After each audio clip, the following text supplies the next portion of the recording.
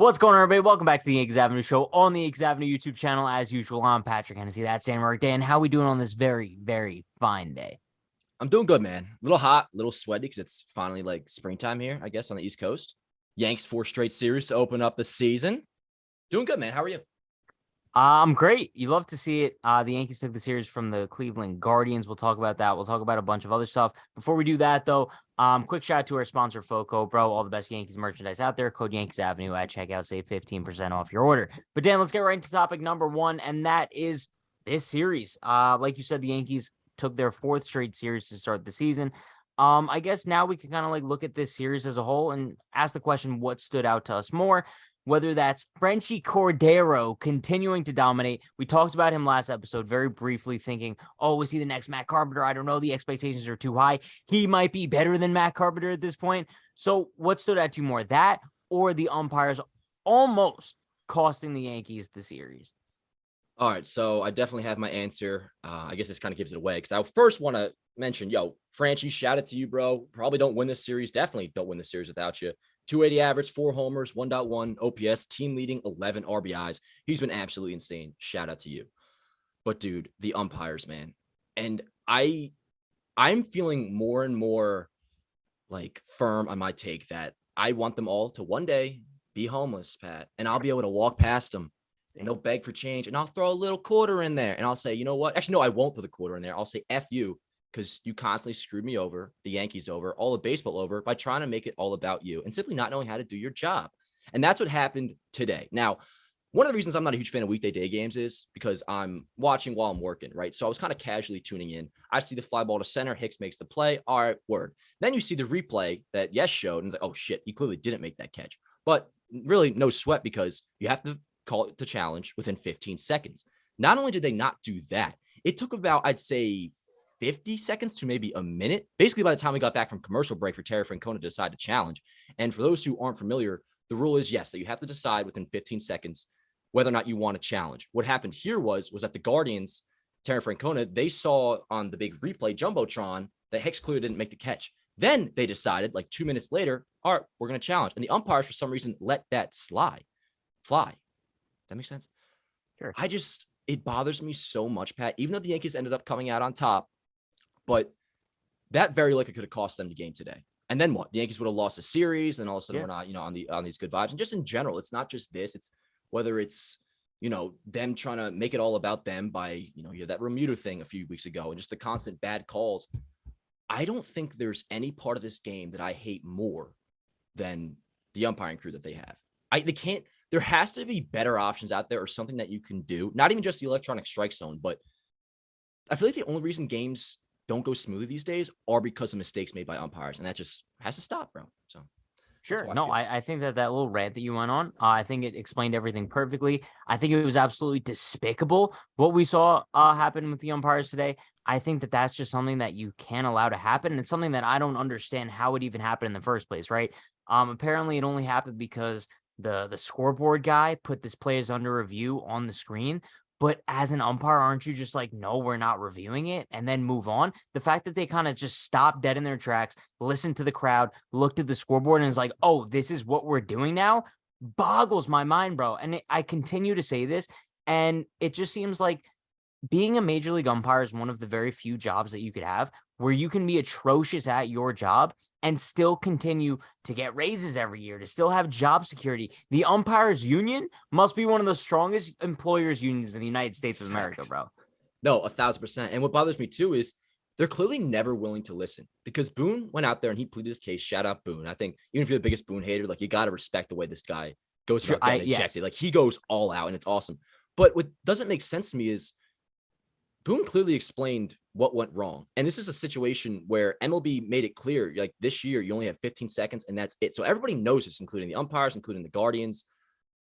Boone was making his case and they still went forward with it, which doesn't make sense to me. So it's almost like these, you can't get anything through them or through their ears, if that makes sense. Like it was just such an obvious mistake by them. The fact that they couldn't acknowledge that and just pull it back, like it really could have cost us the game. Really could. No, and hell, dude, even if it didn't cost us the game, I mean, it at the very least made it close and almost gave me cardiac arrest in the 9th inning. So No, I know. And like, look at the vibes and how angry we are about it now. Imagine how, bro, this would be the whole episode of us ranting if the Yankees I would have was lost kind this of game. dreading about that. I was like, fuck, now it's going to be series loss and it's going to be a bum show just because the umpires fucked us over. But Yeah. hey, No, at I least agree. we got out of this one unscathed, thank God. But it's still, and I feel the same way Boone does in a way. Cause it's like, if you watch his post game, he's still pissed and the Yeah. Yankees won. It's like, annoying. It's one day, bro, they'll all be homeless. And I don't say that about any other people. It's just umpires are so conceited and think they're all that and think we're like there to see them. They have all this power. It's like, bro, you should be invisible. Really, umpire's goal should be to be fucking invisible. On the flip side, let's talk about Franchy Cordero for a second, because I think that really in this series, I personally kind of view him. I think this series kind of flipped him from fluke to actually like, yo, this guy might actually be legit. Because the Franchy Cordero story was nice coming in Cleveland. We were looking at him, yo, maybe he's a fluke. It's a nice hot start to the year. This might be who he actually is. Now, maybe I'm jumping the gun a little bit here, but this is, bro, I'm viewing Franchy Cordero as like the Yankees' number 5 hitter moving forward now.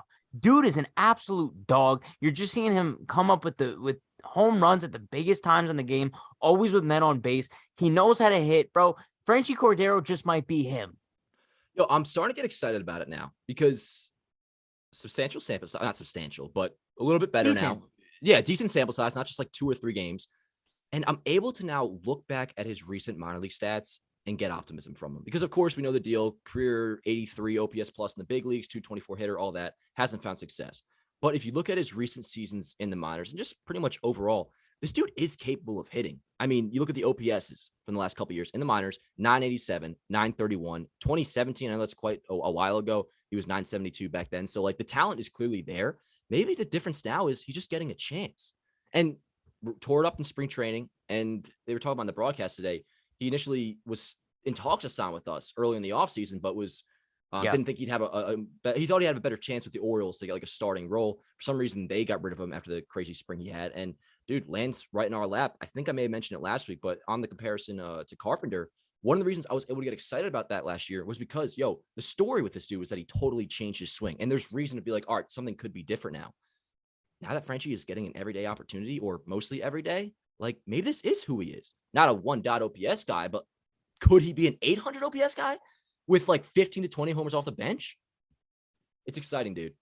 Yeah, I think it just makes things very interesting once Bader comes back, because it's like, yo, you're not getting rid of Frenchie if he's still putting up these numbers, dude. So then the Yankees kind of have an outfield logjam. But I guess that's something that maybe it'll work itself out by the time Bader comes back, you know? Yeah, and speaking of just random, but like of the whole umpire and the outfield thing, how crazy is that Hicks basically had 3 identical plays to be in the first inning? Like, bro, literally identical. No, I know. But also, it was like a feel-good story because the first one he kind of messed up, but then the second one he redeemed himself, and then the third one was like extreme redemption. And I was like, yo, now it's like not a feel-good story because essentially, yo, like even though the blame goes to the umpires, like Hicks did just basically drop 2 balls that inning. Also, yo, let's not sleep on I think this kind of got lost in the sauce of today, but Clark Schmidt still sucks as a starting pitcher. Let's not forget that. Yes. But he also wasn't horrible today, so I don't want to like roast him. He didn't show us anything that would make you feel better. But I don't feel worse. I kind of just feel the same. I feel the same. Yeah. Yeah. So I don't know. I thought about even maybe bringing him up again today as like a topic, but not worth my time. We'll talk about it in a couple weeks. Let's get into topic number 2. Another pitcher we'll talk about here, Clay friggin' Holmes. Dan, now I feel like Clay's so controversial, especially between us two, because you're a big Clay Holmes guy. I'm not too confident in Clay. And now, obviously, he secured the save on Wednesday afternoon, but it really wasn't the prettiest save, as usually, bro. I mean, let's just be honest. If we see like a 1-2-3 inning from Clay Holmes, that's a shocker, to be honest. Exaggeration by you, but no, he did struggle today. Yeah, a little bit of exaggeration, but that's just how we are. You're an anti-Clay Holmes guy. I'm a pro-Clay Holmes guy. That's fine. Go on. But bottom line, he got the save, even though it was a little bit difficult to get it done. Do you think that the Yankees have a closer problem? Because I'm looking at Clay Holmes, and I'm not necessarily sure if he's the guy to be the closer. I think in a perfect world, Wandy Peralta is your closer. The only issue is the Yankees don't have any other lefties in the bullpen. So if they need a lefty to come in to face a 3 lefties in a row, they don't have anybody to go to. So I think that's why Wandy isn't the closer. But in a perfect world, I think he would be. Yeah, I mean, I'm going to kind of go back to what I said a couple weeks ago. The sinker movement still looks good. So as of right now, I'm going to trust the Yankees that they'll be able to fix them. but I can't be like as surefire confident as I was on opening day because that was just one game. Now we got a couple games, and he really did not look good today, man. I mean, like he couldn't find the zone really whatsoever, and thank God for Ahmed Rosario swinging at that slider, which wasn't like a bad pitch. There was definitely movement, but even that was outside. I trust that the Yankees will be able to fix him. However, if they're not, at least in terms of him being a closer, I think no matter what, he'll be somewhat of an effective reliever. They do have options, and what you could always do. I'm with you on the Wandy's the clear next up guy, and that's probably the where I would go to. You would just have to bring up another lefty then, or acquire another lefty, which they could do by the deadline. If not Wandy, though, I mean, I think Loaiza is more than capable of closing games. I mean, he's young. Well, if he's but healthy. yeah, I know he's not there right now, but at some point he'll be back. Everything I think about is always about like October. Maybe that's a mistake by me. I don't know. But also Ron Marnacchio. I mean, I think he arguably has the best stuff on anybody right now in the pen, at least also being able to locate it. He could be an option as well. And then if not, I mean, if it's really an issue come the deadline, maybe that's the missing piece that we didn't really think too much of to begin the season. Maybe the Yankees do need to go out and get not even just say a closer, but another really dominant, effective reliever. You also have Lou Trevino coming back too at some point. He was used at points last year, I'm pretty sure, to close games. Yeah. I think I'm not that worried about Clay, but if I were to be, I don't think it'll be that much of a problem in the Yankees. I think the Yankees will take care of it, whether you don't internally think, or externally. so as of right now, do you think they have a closer problem? Yes or no? Not right now, but I am not wavering, but I'm closer to wavering than I was a couple weeks ago. But I mean, also my thing is like with this situation, it's like, why is Clay Holmes the locked in closer? You know what I mean? I felt like coming into the season, we were going to view it as kind of like a closer by committee situation. And now to start the year, it just seems like Clay is that ninth inning guy. And I'm not too sure why. I'm not too sure what the Yankees have seen from him over the past year that makes you, yeah, this is our lights out solidified closer. I think at this point, they're just kind of like giving him the title just for the sake of giving him the title. You know what I mean? Well, I think entering the year, let's just throw what happened so far aside. I think entering the year, they were looking at the fact that he was obviously the dominant Clay Holmes that we saw in the first half last year. And then he closed the year with like a 2 ERA over 20 innings, including the playoffs. So they probably were looking at like the August Clay Holmes as an aberration. And whether you think it was a real injury or not, he was technically hurt at that time. So I don't blame them for going this year thinking, all right, this guy is our closer. That's still how I feel. But the leash can't be all that long. I mean, if he goes out, say, the next 2 weeks and is for the most part looking like this, I would consider a change as soon as then.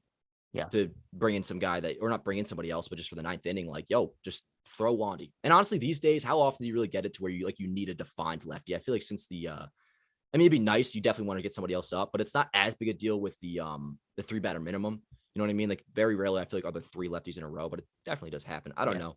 Bro, Wandy's just that guy. There's no other way of putting it. Like I trust Wandy more than anybody else in that Yankees bullpen. I mean, because he's such a dog. We made that point so many times. But in terms of like the composure you need to handle the ninth inning, I think Wandy's got it probably even better than Clay. Which, speaking of composure, Much better. Let's give him some credit. I mean, Holmes did get out of it. He didn't allow a run. So I mean, that's nice. I'm labeling it as this. It's something to keep your eye on. That's where I'm at right now. Sure, I agree. Before we get into topic number 3, want to give a huge shout out to our sponsor, Foco. They have the best Yankees merchandise, best memorabilia out there, bro. Bobbleheads, clothes, hats, shoes, anything that you could want with a Yankee logo on it, they have it. Dan, show off some of your beautiful Way stuff. to steal my line, bro. All right, yeah. Bobblehead, check them out. They got historic ones, they got modern ones, everything you could possibly think in bobblehead form, they probably got it. This hat, you know how much I love it, but I want to show off something brand new. These shorts, Pat, I've worn pretty much every day this week. It's getting hot outside. It's short season. And if it's got a Yankee logo on it, I'm going to put it on. Foco is my style. And if it's my style, it's probably your style because I feel like I got good style. 15% off. Use code Yankees Avenue. Yeah. Hey, and if for some reason you watch the show and you're not a baseball fan, I mean, they got NFL stuff. They got NBA stuff, like all the 4 major sports and then some. So code Yankees Avenue for 50% off. Get yourself decked out, bro. The Yankees just won 4 straight series. Do it. But yeah, let's get right to topic number 3 here. And then I think we kind of have to do everyone a favor by discussing this. Let's talk about the Tampa Bay Rays. As of this recording, they're 11-0. They just seem like they're on a path of destruction right now. Coming into the season, I viewed the Tampa Bay Rays as a non-existent threat to the American League East. I didn't even view them as a threat to the postseason race, to be honest with you. I viewed the Tampa Bay Rays as a last place team. I looked at them and I was like, yo, at some point, their roster's just not good. They're going to collapse eventually. And now they're kind of just spitting in everyone's faces here, and they're the best team in baseball by far. So now at what point do we start to look at the Rays and view them as a threat to the Yankees? Because, Dan, personally, I'm viewing it as like a 2018 PTSD thing. Remember how it just seemed like no matter how good the Yankees were in 2018, they could never catch up to the Red Sox because they never lost a game. And now I'm kind of certain I'm starting to get worried a little bit that we might be in that same situation. Obviously, it's not that big of a sample size, but the Yankees are currently 4 games back, even though they have a great start to the season. So how worried are you? Yeah, I'm worried, man. I really am. And it's not because I'm concerned about the team itself that the Rays have, because I still don't think they're all that good. I mean, their pitching, this is real. Like, they're that nuts pitching wise. Their lineup is not this productive, flat out. It's just, that's not going to sustain itself. What concerns me, though, and this is a legitimate, very valid concern, is, well, I still consider them to be the 85-win team I predicted. They just banked, 11 free wins. So all of a sudden, even if I think that's a case where, all right, they're an 85-win team, they're essentially a 95-win team now. So no matter what, I think we've got to accept that they're going to be in the race. On the flip side, on like the positive side, the 2018 Red Sox, and it makes sense that you brought this up. I totally understand what you're saying, but like the 2018 Red Sox, they were that good to where they could sustain 108 win season. Something like that. The Rays, while I guess, yeah, I'm admitting that they'll be in the 90s this year, compete for the AL East. They won't be able to keep this up forever, which kind of seemed like the Red Sox did in 18. Like they'll go into some sort of, they'll have like a slump, pretty big slump probably. It'll all be evened out, and at some point it'll be a tide. I feel like we've been saying that about them for years, though. You know what I mean? Yes, like, they're not going to win like 110 games is my point. It's like they'll fall back down to earth, which still doesn't get us out of the woods just yet, because then it'll probably be like, all right, the AL East is tied, and it's like a fresh, clean slate. Then we'll see what happens. But yeah, no, I'm concerned about the Rays, and I'm acknowledging that they're just as much in it as the Blue Jays are in terms of being like a threat to us to win the East. I agree. And I'm not going to like admit defeat just yet in my take that like they're going to finish in last place, but I would say it's less than ideal so far that they're starting 11-0 for the Yankees' sake, right? Yeah. Just because it's like, dude, no matter how we feel about them and no matter how good or bad we think they are, the fact that they are 11-0, like you could say all the time, like, oh, they haven't really faced a real team yet. I guarantee you if the Yankees had that same schedule to start the year, they probably wouldn't be 11-0 right now. So it's like at some point you have to just tip your cap and be like, yeah, they're getting the job done. They are, without question. But on that point you just made about the Yankees, I think if the Rays played all these games again, they wouldn't be 11-0. They're probably talent wise, like they're probably 7-4 or like even 8 and whatever the math is on that. I think I want to give them props. They're not this good, but regardless, this is huge for them. This puts them into the mix without question. This can be a worry very soon. Very soon. Very soon. Yeah. Absolutely. Sorry, I'm uploading highlights right now as we speak. Grind never sleeps, bro. Okay. Yeah, no. You mean the grind never stops? Whatever. Okay. Whatever, dude. Getting into topic number 4, Dan, let's talk about Evan Gattis. Now, this is something that I never thought would kind of be a topic on the show, especially in the beginning of April. But he took to Twitter a couple of days ago, went on a little tirade, and he confirmed that he knew what pitch was coming from CC Sabathia when he hit a home run in 2017 ALCS Game 7. Dan, I saw you were kind of like super pissed off about this. Me on the other side, I'm kind of like, yo, this was 6 years ago. Like, we already knew that he knew what pitch was coming. Yep. At this point, it's like your girlfriend cheated on you 10 years ago, and now you just found out that she. Okay, I'm trying to use an analogy, but you get my point. It's meaningless to me at this point, you know? Fair. No, I think that's totally valid, and I get anybody that feels that way. And I kind of felt the same way too when it first came up, because I'm pretty sure how it started was Gattis was responding about the 17 cheating scandal, and also just the most casual, like, I took PED drop of all time. Did you see that? He just like admitted he was like, yeah, one of the things, I'm not sure if it was the CC one or the Kershaw, because that was also a topic of conversation. He was like, yeah, I knew what pitch was coming, and I was probably juiced up on PEDs too. It was hilarious. I mean, props to Gattis for admitting all this, but when the conversation first came up, and any time with like the 2017 scandal, after last year's ALCS, I'm kind of just over it. But I will admit, when somebody asked him, just so you knew what pitch was coming from CC, and the way he was just like, yep. And then I watched it back. I go back to the ALCS Game 7. No score, dude. That was the first run of the game. Gattis drives it over the wall and left, and it's just like, it bothers me. It does. I say that while acknowledging the Astros are still our daddies and they own us until further notice, at least until October. We'll see what happens. But it bothers me. And part of me feels like we were kind of forced a little bit too quickly to get over this. Forget about 2022, because this is kind of how it's been for a while now. It seems like ever since like the first year or two went by, it was like if you brought up the Astros being cheaters, you're like a loser or just a sore loser at that. It still bothers me. It does. Like, I'm not going to try to pretend it does. It does. I am understanding that the Astros own us, but it bothers me. It does. I think it's fair. I think either side of the argument is fair. And I think it doesn't bother me as much just for the sole purpose of 2019 still hurts me more than 2017. 2017, like I had that like happy-go-lucky outlook where I was like, yo, whatever happens, happens. Like this team wasn't even supposed to be here anyway. But Right. 2019 was supposed to be the year. And the fact that like we don't have any confirmed Astros cheating, like you could say whatever you want, like rumors about the buzzers. There's still like no confirmed things of them cheating in 2019. So like that still hurts me a little bit more just because I'm like, yo, that was our year, you know? No, without question. I mean, I'm with you. I don't even like, I agree with you on that because one, the 2019 team was just better, as you pointed out. But also, nobody can convince me that they weren't cheating in 19. I don't know anything about the buzzers, It's fair. obviously. No, it's fair. But you cannot convince me that a team that cheated so blatantly and so successfully, I mean, why would you stop? Like, exactly. Out of nowhere, you gained morals and then suddenly decided to put an end to like the greatest institutionalized cheating system of all time. I don't see how that's possible. And the logic I always applied to it is I bring up A-Rod a lot because if I was talking to an Astros fan right now and I asked them, how long did A-Rod use steroids? They'd say his entire career. I would say, well, no, that's not true. It's this defined moment, 2010 to 2012, 2001 to 2003. And then they would say, oh, no, he used all his career, like, use some context clues. I can't dispute that, but I'm going to apply that same logic to this Astros argument. Am I just supposed to give the benefit of the doubt to somebody that's been caught cheating multiple times that, oh, just because so-and-so MLB said they didn't cheat this year, when in reality, all they wanted to do was they wanted to knock out what everybody knew happened 2017 and then turn a blind eye to the rest so they could save face as much as possible. And I'm more than confident that that's what happened. But I don't know. Though it's that era, it still bothers me, forever will. In part just because of like little things, like I wish Tanaka got a ring. Little stuff like that. You know what I mean? It bothers me. And even just to be able to get to a World Series. Like I know it doesn't guarantee we would have won in 17 or 19, but you never know. Like we would have had a 50% shot against the Dodgers in 17 and then Dodgers again in 19. Oh no, the Nationals in 19, whatever. Yeah. And it bothers me. It does, but the Astros own us. So whatever. Yeah. And that's the thing. I think last year's sweep kind of just like dug it kind of like finished putting the dirt in the Yankees.